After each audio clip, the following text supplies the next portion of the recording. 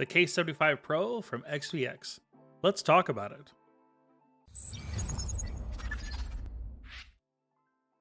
So jumping right into unboxing the XVX K75 Pro, the first thing we're met with is our user manual. This gives you all the information about the keyboard itself and how it works and how you connect it. It's your standard user guide. Next up, we have our accessories box, and I really like the accessory boxes better than the back flaps that we usually see. So this is a cool touch. I also think it makes the box layout a little bit more aesthetically pleasing. But jumping straight into it, the first thing we're going to pull out is some extra keycaps. Now these are here because your arrow keys, your enter key, and your spacebar key are actually a different shade of blue. So if you feel like you want to change it up to make it all match, you can do so. Next up is our USB-C cable. This is your standard USB-C cable. It is white and it's braided. Feels pretty good, but it's your standard affair. Next up, we have our keycap and switch puller. Again, your standard affair. And then lastly, if you look deep into the box, make sure you don't miss this. This will be your wireless dongle. This is for your Bluetooth and your 2.5 gigahertz. So you're gonna need that if you want to do wireless. Now we'll go ahead and take our keyboard out. We'll set it aside for a moment and go ahead and get to the bottom card. In the bottom of the box, you do have a quick start guide. On one side, you will find the English instructions. We flip it over, and then that will explain pretty much all your quick functions for the keyboard. This is how you connect it, how do you engage wireless, and also your function keys, all your shortcuts to make sure you know what you're doing. All right, so let's take a look at the keyboard itself. This is a CNC aluminum keyboard in various shades of white and blue, and also has a screen. If you flip it over to the top, we can see our connection types. Here we have our on and off for our wireless, we have our USB-C, and then as well as the Windows and Mac mode. If we flip it over to the back, you see it's aesthetically pleasing. I really like when they just have their logo on the back and not a bunch of information or a product card. Now you'll also notice that there's no flip up feedback here. You have your standard pads so it doesn't slide across the desk, but other than that, there's no adjustment. When we flip it back over and type on it, we do feel a little bit of flex in the board, but there's not a ton. It's a pretty stiff keyboard, which honestly, I prefer. Well, now that we've looked at it, let's hear how it sounds.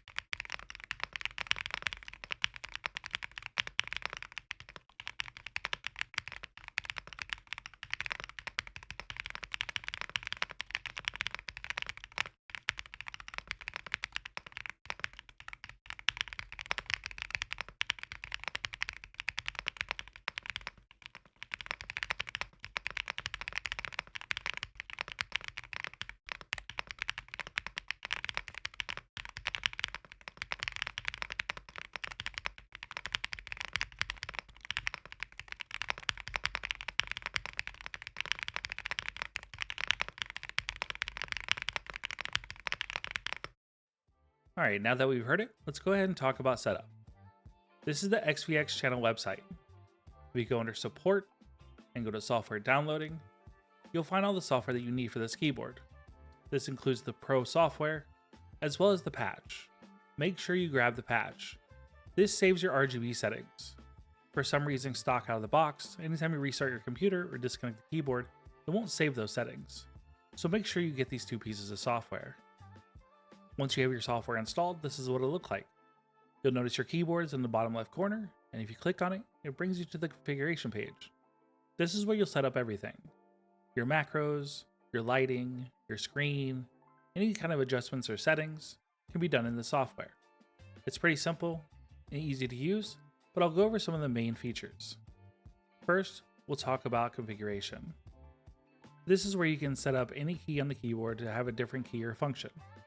Honestly, this is pretty much one of the easiest setups I've ever done. For example, if I click on the right arrow key, I can change the function to any other thing on the keyboard. So here I changed the right arrow key to be a 5, and if I hit the start menu and hit the right arrow key, it types a bunch of 5s. And to change it back, we just click the right arrow key and assign it the right arrow value. It's simple as that, and it automatically saves. Also, there's a section for your macros, so if you need to set up any macro commands or anything like that, you can do that here. Next up is also your lighting. This is all your pre-installed lighting modes. As soon as you select them, they go ahead and change automatically on the keyboard. Here you can also change the lighting brightness, the lighting speed, and also if any patterns have different colors you want to change, you can do that here as well. Next up will be our screen. Now this does come with one pre-installed animation. These are GIFs. Here you can see all the slides that it will play. I went ahead and uploaded one just to see how it works myself. And again, as soon as you import it, you can see all the slides that's going to be playing on the screen itself. The import process is pretty simple. You just select import, locate your GIF. Once you load it, it automatically shows in the software. If you're wondering what it'll look like on the keyboard before pushing it to the keyboard, you can simply hit the preview mode, and this will show you what it looks like. Also, you can go back to editing, you can select different colors and brushes, and this is where you'll make your own, or modify anything. So you can draw on something, you can make your own thing, you can save it, all that can be done here. That's a pretty cool touch, so if you're artsy and crafty and know how to do that, awesome.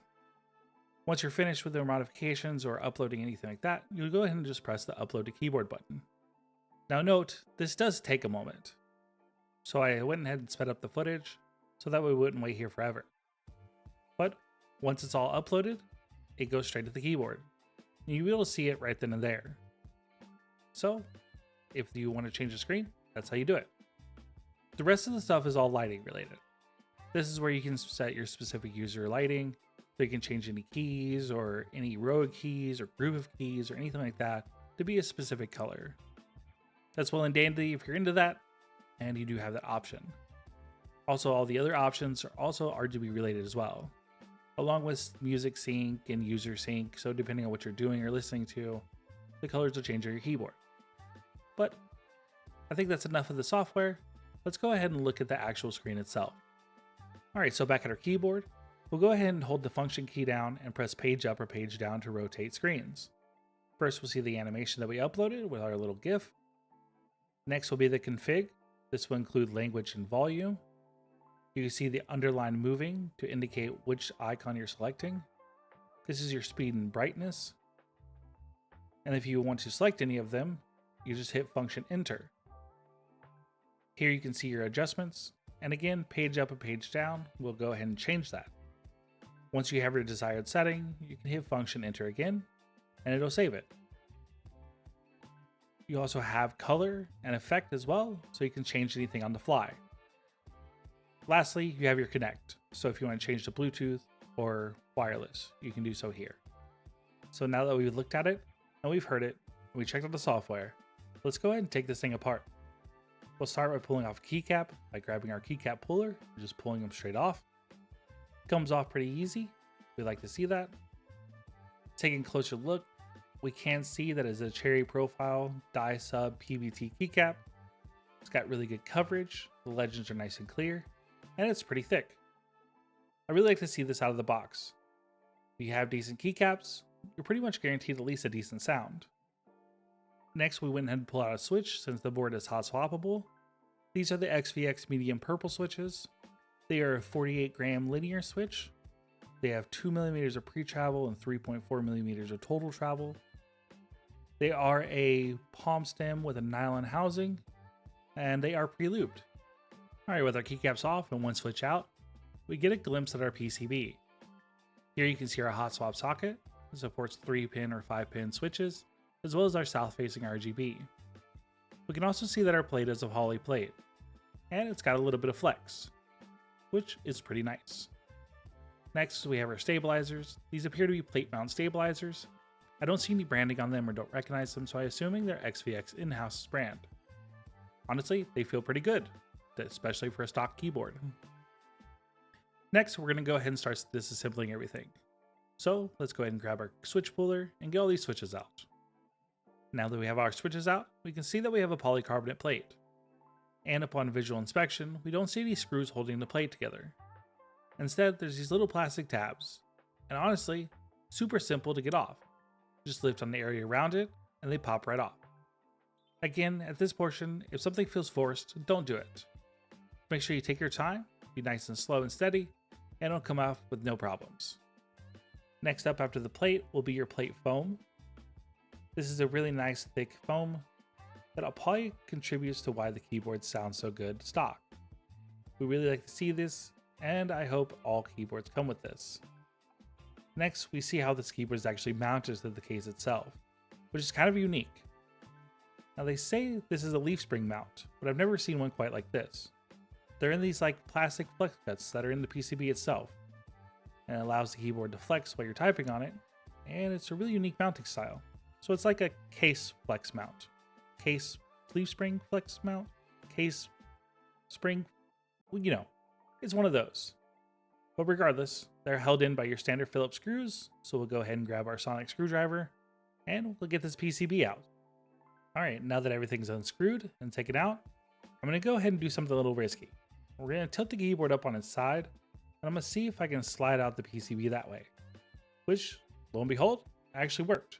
You just have to be very careful because you can't let it fall out or pull it out too far, because there are ribbon cables that are attaching this to the case. Now with that said, we'll go ahead and flip it from front to back, being very careful not to snag or pull the ribbon cables too hard.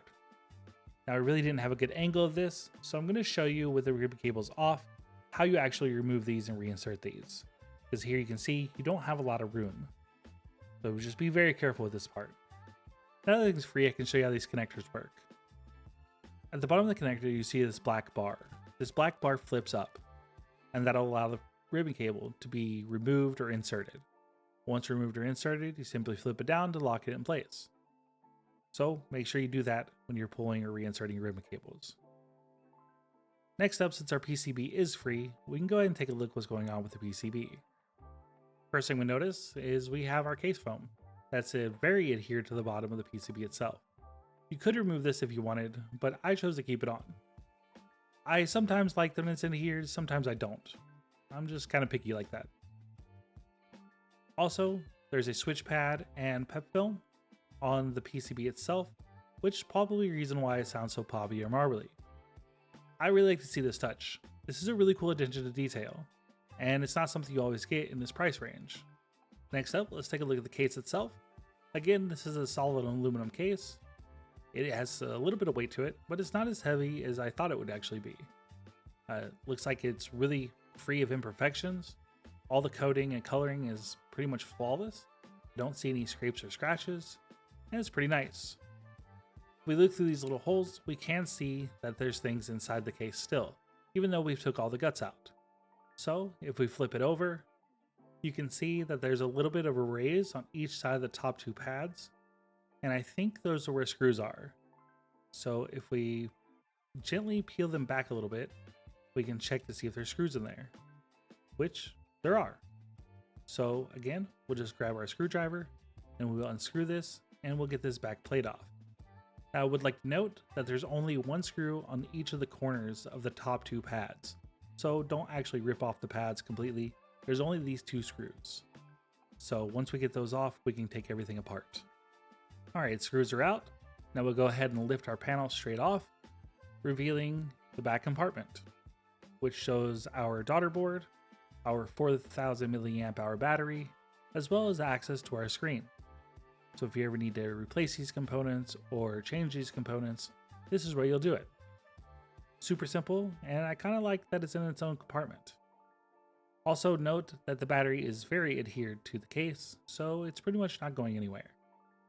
With that last step, that concludes our complete disassembly of the keyboard. Now, we'll go ahead and put everything back together, and let's talk about it. Now, I want to say I'm pretty impressed with the keyboard overall. The new mounting style, and while it might not be entirely new to the market, it is new to me. I've never really seen a company do a leaf spring mount this way. And pair that with the sound and feel out of the box, all of the foams and the pad, and the overall quality and feel of the keyboard, I must say, I really think this is a win. The switches were actually pretty well lubed. Note, I did take them apart to check, and the stabs were also lubed as well. And it's not something you will often see. They were also pretty evenly lubed, which was awesome to see.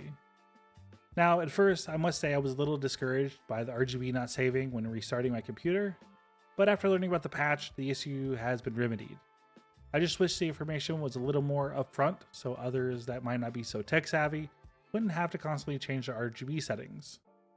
Now, overall, it was a very pleasant out-of-the-box experience, and honestly, I love it. With the keyboards coming into market at this price point, which by the way is $90 normally, and I've seen it on sale for as low as $70, I think this pushes the market in a direction that's more consumer friendly.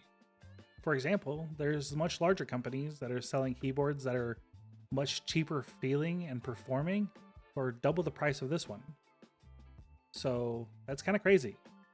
I think companies like XVX that are pushing into the market with this level of detail and overall keyboard experience at this price point will maybe force those larger companies to realize what a nice keyboard experience should feel, look, and sound like. So with all that said, I want to say thank you for XVX for sending over the keyboard for me to review. As always, these thoughts and opinions are my own and not nobody else's. And lastly, a big thank you for watching. If you made it this far, please consider liking and subscribing. And if you're curious about any of the products featured in this video, they are linked in the description box below. And that's it. The end. Until next time, keep keyboarding.